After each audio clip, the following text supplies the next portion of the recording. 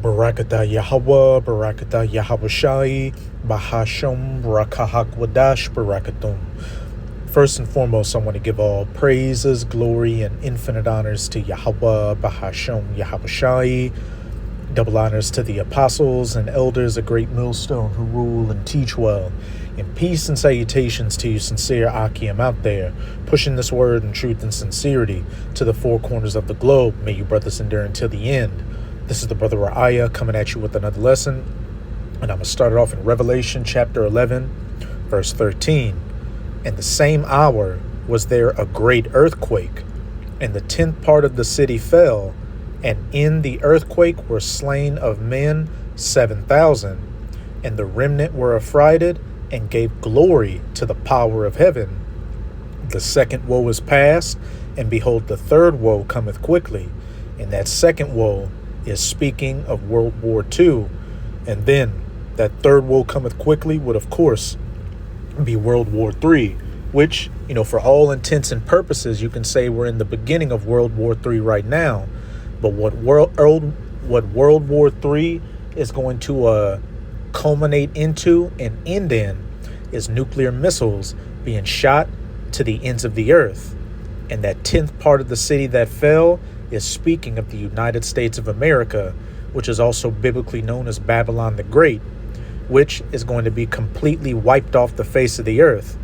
As it says, and in that earthquake were slain of men 7,000, and that just represents completion, because everybody in the United States of America, from Edomites, the so-called white people, to Israelites, or the so-called Negroes, Latinos, and Native Americans, the wicked of them, the 2/3, to the other nations here, are going to be completely cut off. The only ones that are going to survive are the elect of the nation of Israel, the 1/3 of the elect in America. As it says, that remnant were affrighted and gave glory to the power of heaven. Up in verse 12, and they heard a great voice from heaven saying unto them, Come up hither. And they ascended up to heaven in a cloud, and their enemies beheld them. The elect getting beamed up onto the chariots to be saved from this great destruction. This earthquake, as they say in Star Trek, beam me up, Scotty. And the reason we know that this is America is it says the 10th part of the city fell. America is broken into 10 FEMA regions. And the main nation that is going to lead this destruction with nuclear weapons against the United States of America is going to be Russia. Also in biblical prophecy, this is Jeremiah chapter 50, verse 9. For lo, I will raise and cause to come up against Babylon, Babylon the Great, the United States of America, an assembly of great nations from the north country, and that north country is Russia, which is north of the United States of America. And that assembly of great nations unto them are not just Russia's allies like China, North Korea, or Iran, but also America's own allies, these nuclear-armed NATO nations that at some point during World War III are going to turn against her and ally themselves with the north country. And they shall set themselves in array against her. From thence she shall be taken. Their arrows shall be as of a mighty expert man. None shall return in vain. And those arrows are symbolic for those nuclear missiles, because missiles look like arrows. And when the prophets saw these visions thousands of years ago, they weren't going to say a Satan II, a Minuteman III, or a Zircon. They had to describe it with what they knew during their times, bows and arrows. And as it said, she shall be taken. The 10th part of the city taken by that great earthquake, and 7,000 men, just a representative of a complete destruction taking place.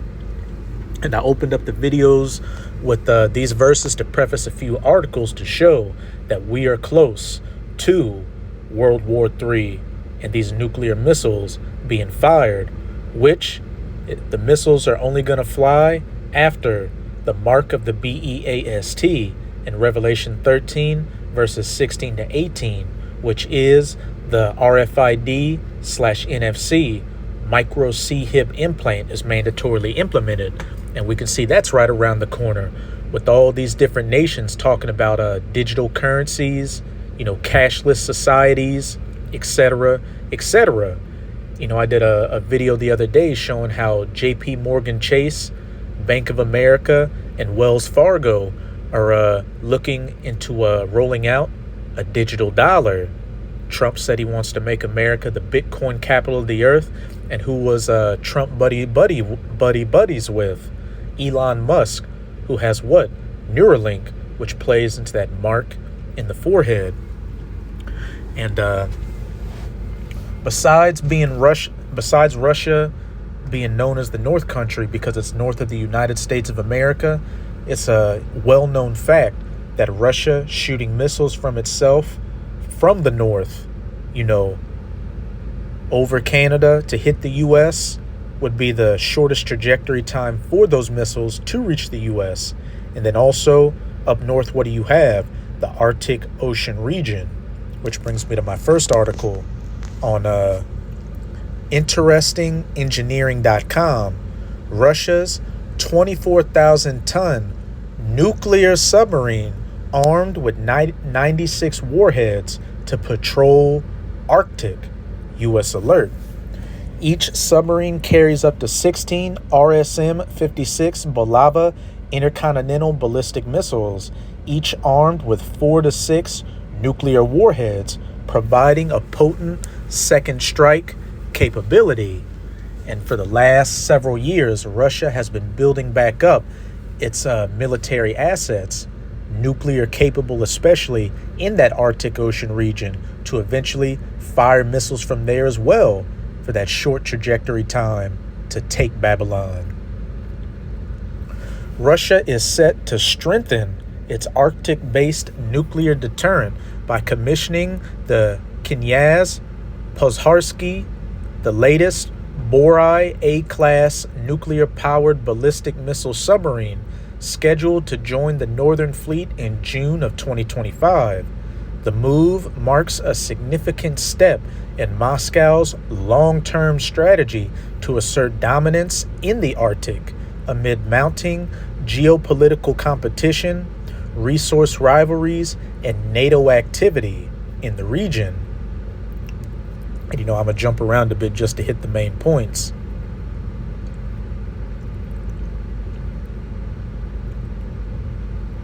Designed to replace aging WW3 and WW4 and Typhoon-class boats, the Borai A platform features advanced stealth characteristics, water jet propulsion, and improved habitability.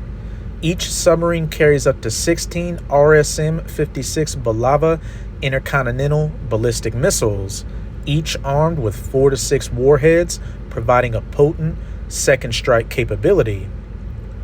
President Putin has described the Northern Fleet from the northern country as our most powerful fleet, comprising roughly 31 submarines and forming nearly 40% of Russia's submarine force. The Knyaz Pozharsky will expand the fleet's strategic reach across the Arctic and the North Atlantic. The submarine's deployment reflects a broader Russian push to militarize the Arctic under the 2022 Maritime Doctrine, which defines 4 core objectives in the High North. Just see how much emphasis they're putting on the North. Defense posture, resource extraction, development of the Northern Sea Route, and global strategic competition. So, let's see. That's about it. You get the gist of this article. But not only is Russia, deploying these nuclear capable assets to the north, Russia has been heavily working on modernizing and upgrading its nuclear arsenal over the last couple of years as well. And one of their growing centerpieces is the Satan II. This is an article from themirror.com. Putin's deadliest nuclear weapon, Satan II, as experts explain, just how dangerous it is. Vladimir Putin claims the new weapon will make other countries think twice before making threats against Russia, but experts say everything is not as it seems, and this is just experts of the world going by man's wisdom. The prophets go by that spiritual wisdom, understanding the scriptures, the will of Yahweh Bahashem Yahweh Shai, which calls for that north country and that assembly of nations under them to take the 10th part of the city with that great earthquake.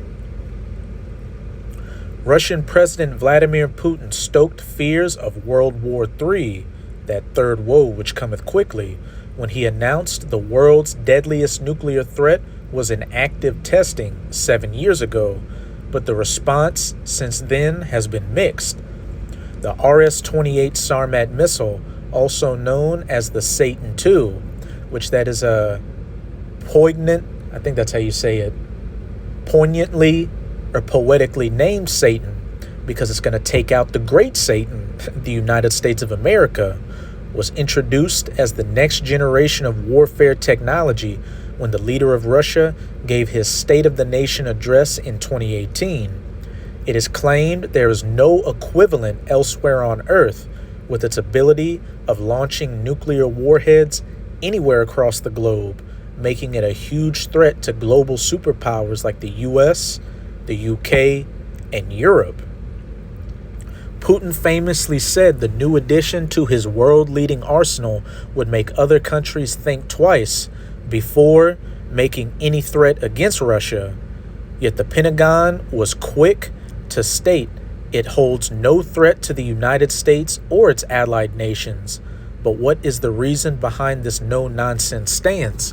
Because, hey, it's my belief and the belief of many other brothers out there that Putin and, these higher-ups in the Russian government, hey, they watch the prophets, specifically GMS or Great Millstone, because over the years, they've been making hints here and there to the scriptures. You had one of Russia's top spokesmen, for Putin, say on live news that if America wants to keep coming against us, hey, we'll burn them to the ground like Sodom and Gomorrah. And a couple of years ago, I did a video, how I believe it was at one of those Russian churches. You had the choir singing that the missiles would fall on America, showing no mercy. And then Putin, about a year or so ago, opened up the vault of their archives and brought out all those old paintings from, the so-called Dark Ages, showing images of Jesus being a so-called Negro, the saints and the Israelites looking like so-called Negroes, you name it, which is exactly who all those people, what their appearance is. The appearance of so-called dark-skinned Negroes. And the true name of the Messiah isn't Jesus, it's Yahweh Shai. So with him doing that and all this nuclear posturing, hey, they don't be surprised that they believe that they are confident by watching the prophets that when they go to war with America and it goes nuclear, hey, they're going to take them out. But after the dust settles, that doesn't mean they've got a next, as it says in Ezekiel 38, I'm against thee, O Gog, which is another biblical name for Russia. Once the Lord uses Russia, hey, he's going to cast him to the side, just like he's about to do to America. America had its role in fulfilling prophecy, and it's just about reached its usefulness. So now it's going to go in the trash can. But this brings me to my last article on dailymail.co.uk, just continuing to show that the nuclear talk is just ramping up out here, because these are the times that we're living in. U.S. launches nuclear missile in doomsday test to showcase readiness amid growing World War III fears. The Minuteman III intercontinental ballistic missile was launched at 12:01 a.m. Pacific time from Vandenberg Space Force Base in California. The test coincided with President Donald Trump unveiling plans for a proposed $175 billion Golden Dome defense system. According to Trump, the system is intended to protect the U.S. from the world's most powerful weapons, drawing sharp criticism from China and Russia, who warn it could ignite a global arms race. The Air Force described Wednesday's launch as part of routine and periodic activities designed to demonstrate that the U.S. nuclear deterrent remains safe, secure, reliable, and effective in deterring 21st century threats and reassuring our allies. I'm going to just jump down to the very last statement. Trump promised that the completed system will protect the U.S. from cruise missiles, ballistic missiles, hypersonic missiles, and drones, whether they're conventional or nuclear. But biblical prophecy says otherwise, and nothing will happen to, keep America from its date with destiny. But now let's get back to these precepts. This is 2 Peter chapter 3. I'm going to start at verse 10. And the header reads, "A new heaven and a new earth. But the day of the Lord will come as a thief in the night, in the which the heavens shall pass away with a great noise." And in the scriptures, heaven and hell can be symbolic for a condition. When you're in rulership in heaven and when you're in hell, you're in subjection, which is where the Israelites are right now, while you Edomites, especially in America, are in your heavens. But when these missiles start flying, your heavens are going to pass away. And the elements shall melt with fervent heat. The earth also and the works that are therein shall be burned up from those nuclear missiles being shot to the ends of the earth. Seeing then that all these things shall be dissolved, what manner of persons ought ye to be in all holy conversation and godliness, speaking to the hopeful elect of the nation of Israel right now? You should be in the spirit of repenting and coming back to your power and taking yourselves out of being involved in this society as much as you can. And as it's about to say, looking for and hastening unto the coming of the day of the Most High.